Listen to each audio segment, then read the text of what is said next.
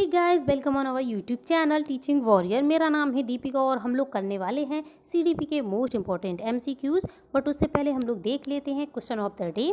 तो आज का हमारा क्वेश्चन है, आपको बताना है परियोजना विधि में हल की गई समस्या होती है, यानी कि जो भी परियोजना विधि में समस्या हम लोग हल करते हैं वो किस तरीके की होती है। तो ऑप्शन है वास्तविक एवं व्यवहारिक, वास्तविक एवं सैद्धांतिक, या फिर सैद्धांतिक एवं काल्पनिक, या फिर प्रयुक्त सभी।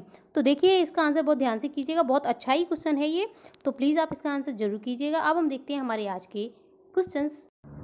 तो आज का हमारा पहला क्वेश्चन है, मनोविज्ञान के संबंध में मैकडूगल की परिभाषा है। ठीक है, तो इसमें हमें मैकडूगल की परिभाषा बतानी है।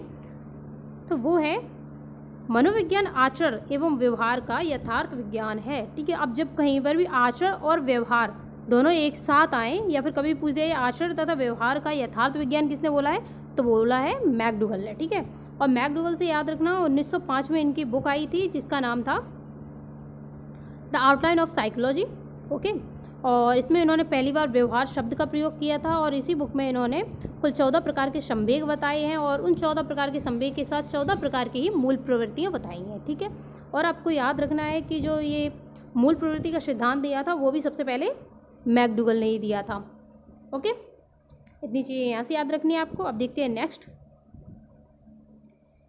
गेस्टाल्टवाद का जन्मदाता किसे कहा जाता है।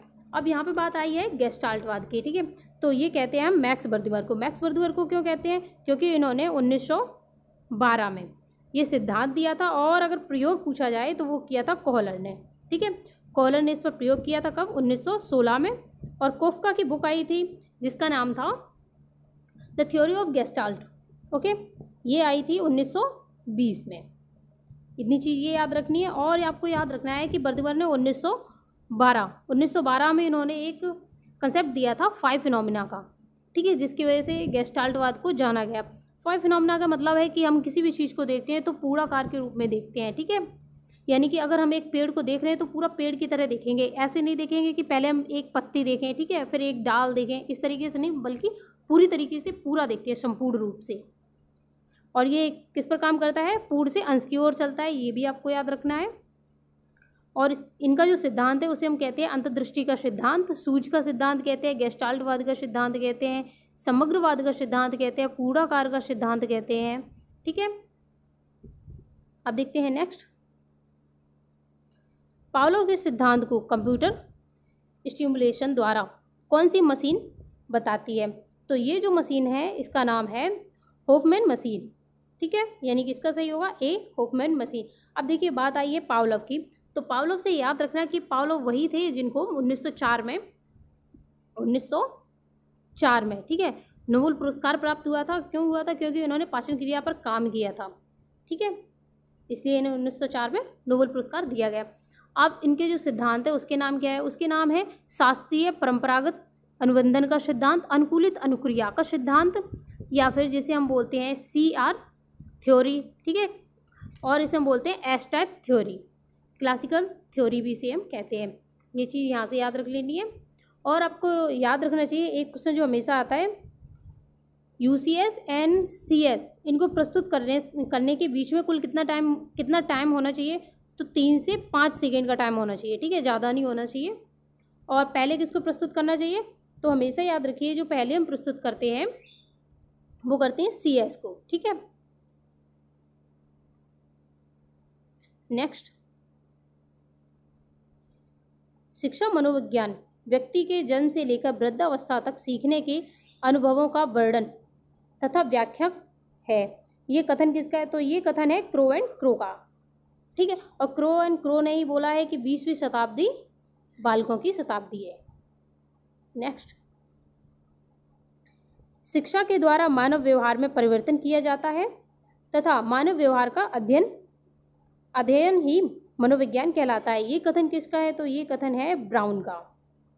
नेक्स्ट, ये सब थ्योरी है तो ये प्लीज़ आपको याद ही करने पड़ेंगे, तो आप इनको देख लीजिए एंड हो सके तो आप नोट भी कर लीजिए। अगर नोट है तो उनको याद कर लीजिए, क्योंकि इनमें से एक ना एक जरूर आ जाती है।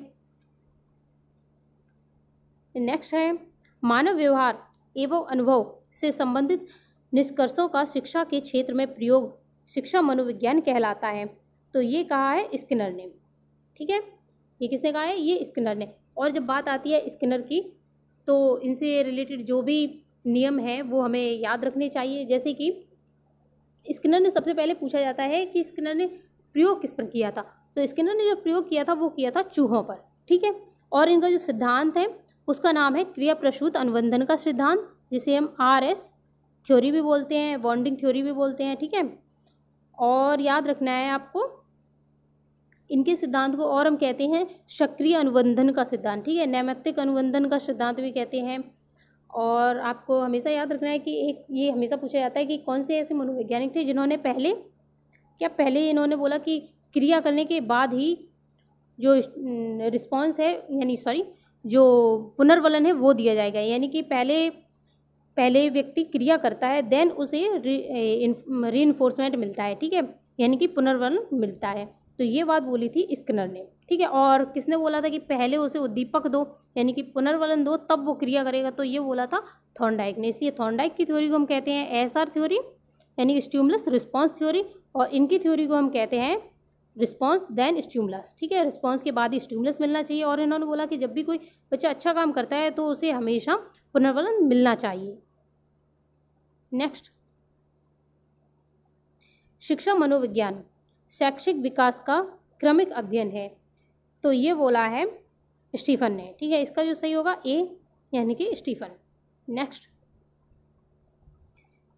शिक्षा मनोविज्ञान शैक्षिक परिस्थितियों के मनोविज्ञान पक्षों का अध्ययन है, तो ये बोला है ट्रो ने, ठीक है।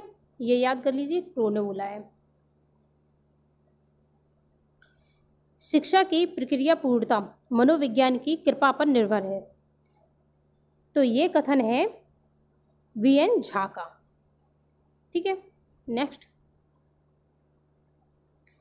शिक्षा मनोविज्ञान शैक्षिक परिवेश में व्यक्ति के विकास का व्यवस्थित अध्ययन है, ये कथन किसका है? तो ये कथन है चौहान का, ठीक है, SS चौहान। नेक्स्ट, शिक्षा मनोविज्ञान की औपचारिक आधारशिला कब रखी गई? तो ये रखी गई 1889 में। और यहाँ से आपको एक डेट याद रखनी है 1879। इस डेट इसमें क्या पहली मनोविज्ञान की पहली प्रयोगशाला स्थापित की गई थी विलियम वुंड के द्वारा, ठीक है।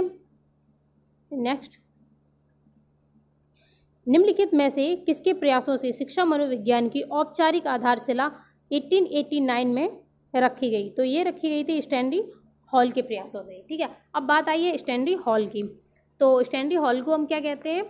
इनको बोलते हैं किशोरावस्था का जनक, क्योंकि इनकी जो पुस्तक थी जिसका नाम था एडोलसेंस, ये आई थी 1904 में। हाँ, जब भी आई थी जब पावलोव को नोबेल पुरस्कार दिया गया था, वहाँ से याद रख लीजिए। तो इनकी बुक कब आई थी? ये आई थी 1904 में। और इन्होंने इसमें 2 सिद्धांत दिए थे। पहला इनका सिद्धांत था आकस्मिक विकास का सिद्धांत, और दूसरा था पुनरावृत्ति का सिद्धांत, ठीक है। ये 2 इन्होंने सिद्धांत दिए थे। और इन्होंने जो किशोरावस्था है उसे बोला है कि बड़े ही संघर्ष, तनाव, तूफान व विरोध की अवस्था है, ठीक है। और इन्होंने बोला है कि जो ये किशोरावस्था है ये एक नया जन्म है। किसने बोला? ये भी बोला स्टैनली हॉल ने। अब देखते हैं नेक्स्ट, शिक्षा मनुष्य की क्षमताओं का स्वाभाविक, प्रगतिशील एवं विरोधहीन विकास है। ये परिभाषा किसकी है? तो ये परिभाषा दी है पेस्टोलॉजी ने, ठीक है। तो ये परिभाषा दी है पेस्टोलॉजी के द्वारा। और पेस्टोलॉजी से याद रख लेना है कि पेस्टोलॉजी ने अपने ही 3.5 साल के बच्चे पर प्रयोग किया था। और इन्होंने इनकी जो बुक थी उसका नाम था बेबी बायोग्राफी, ठीक है, जो आई थी 1774 में, ठीक है। क्या नाम था? बेबी बायोग्राफी, यानी कि बाल कथा। और पेस्टोलॉजी से याद रखना है कि बाल विकास का पहली बार जो वैज्ञानिक विवरण प्रस्तुत किया गया वो पेस्टोलॉजी के द्वारा ही किया गया था। और एक बुक और पूछी जाती है, द रिपब्लिक, ठीक है। तो ये किसकी थी? ये थी प्लेटो की, ठीक है। नेक्स्ट,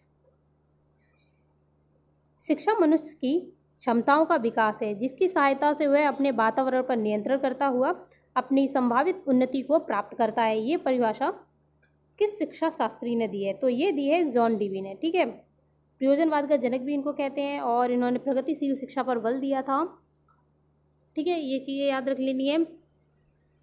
और जॉन डीवी ने एक जो शिक्षा है उसे त्रिध्रुवीय प्रक्रिया बताया था इस तरीके से, ठीक है। ये त्रिध्रुवीय प्रक्रिया, इन्होंने बोला कि एक तो अध्यापक होता है और दूसरा पाठ्यक्रम और छात्र, ठीक है। और त्रिध्रुवीय प्रक्रिया अगर ये पूछा है किस भारतीय ने बोला है, तो ये रायवर्न ने बोला है, जो कि एक भारतीय है रायवर्न। इन्होंने भी त्रिध्रुवीय प्रक्रिया बताया शिक्षा को। और अगर पूछा जाए कि दो ध्रुवीय किसने बोला है, तो वो बोला है एडम ने, ठीक है, एडम्स। और चुंबक के समान अगर दो ध्रुवीय पूछ दिया जाए तो वो बोला है रॉस ने। और जो जॉन डीवी थे, इन्होंने त्रिध्रुवीय के साथ ही इन्होंने दो ध्रुवीय भी बताया है। जब इन्होंने एक ध्रुव बताया